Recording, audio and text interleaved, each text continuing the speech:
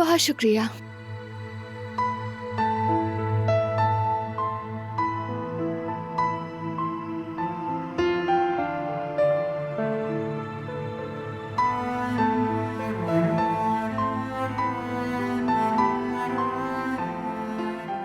वादा करती हूँ खुद को थकने नहीं दूंगी।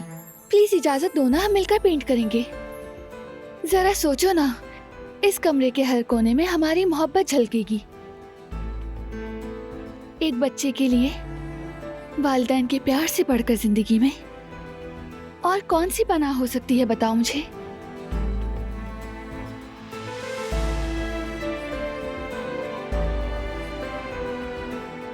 ठीक है, कर लेंगे मिलकर पेंट।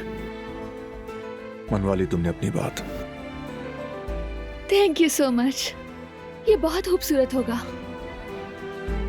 और देखना, छत पर और झूले पर सितारे भी बनाएंगे। हमारे बेटे का अपना कुतुब सितारा होगा। बहुत खूबसूरत, बहुत खास होगा।